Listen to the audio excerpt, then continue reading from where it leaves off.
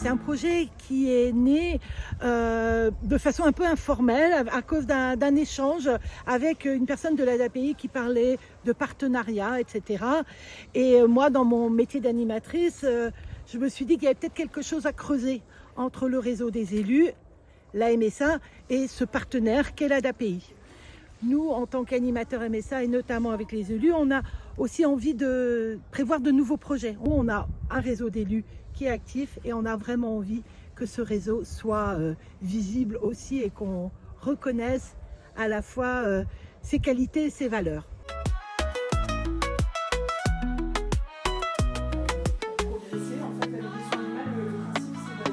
L'intérêt de ce type de journée, c'est justement de montrer l'ouverture du monde agricole qui est parfois un petit peu perçu comme un monde qui vit sur l'entre-soi. Or, ce n'est pas du tout le cas. Et le projet d'aujourd'hui, l'action d'aujourd'hui, c'est vraiment quelque chose qui met de la visibilité aussi à cette ouverture.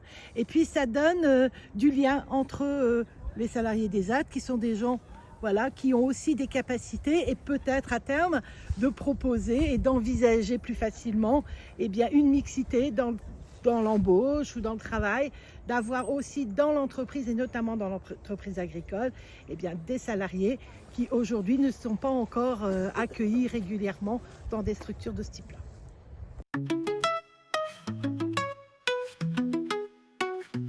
Bonjour, moi je m'appelle Delphine Le Seignou, donc je suis donc la gérante de la ferme de Kémo à Corseul. C'est une structure qu'on a montée il y a une douzaine d'années avec mon mari. À l'origine, on était ferme pédagogique, on avait 13 espèces animales sur le site, avec comme base quand même un élevage d'équidés, de poney Shetland.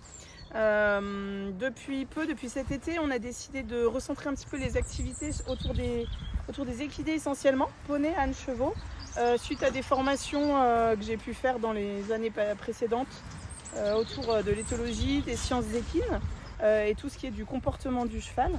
Effectivement, plutôt des poneys Shetland, des chevaux et un poulain en pension, puisqu'on a démarré une activité de pension. On n'est pas du tout un centre équestre, hein. L'idée, c'est pas d'enseigner l'équitation, c'est vraiment d'apprendre aux gens à connaître le cheval sous tous ses angles, parce qu'on se rend compte qu'il y a beaucoup de personnes qui pratiquent l'équitation mais qui au final ne connaissent pas les chevaux.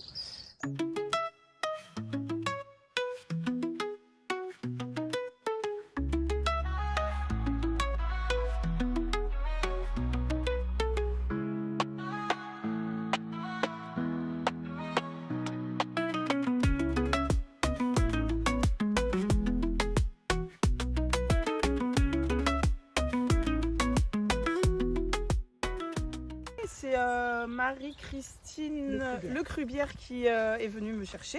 Et quand elle m'a expliqué qu'elle avait envie d'avoir des gens qui puissent représenter tous les petits agriculteurs et les agriculteurs un peu atypiques, j'étais emballée par l'idée, parce que c'est un petit peu mon combat depuis 12 ans, d'être reconnue comme agricultrice. Ça rejoint aussi mes valeurs d'être dans le don de soi, dans le partage, dans l'échange, d'aider les autres. Et je suis plutôt très emballée par cette nouvelle fonction, même si pour l'instant j'ai pas pu faire grand chose, mais voilà, je suis prête, je suis disponible, donc dès qu'il y aura des projets, des choses à mettre en place. Et je sais que par exemple, j'ai déjà eu l'occasion de solliciter Annie pour le cas d'une exploitante dans le coin qui avait eu un accident et qui était en difficulté financière, et de faire passer l'info, être lisible sur le territoire et pouvoir renseigner les gens.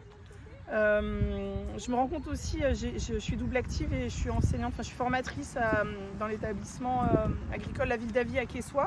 J'accompagne les jeunes et les adultes en formation BPREA, et je me rends compte que la MSA finalement ils connaissent pas, pour une bonne majorité d'entre eux. J'ai envie aussi de redorer un petit peu le blason de la MSA en leur expliquant que c'est aussi des gens, des humains qui sont là pour nous aider quand il y a besoin et pour trouver des solutions quand ça va pas. En tant qu'agricultrice, il y a eu des moments où c'était plus difficile et j'ai eu la chance d'être accompagnée par la MSA. Donc je pense qu'il faut, quand on a besoin, ils sont là, et puis après c'est le tour des autres, et pour ça il faut se faire connaître, quoi.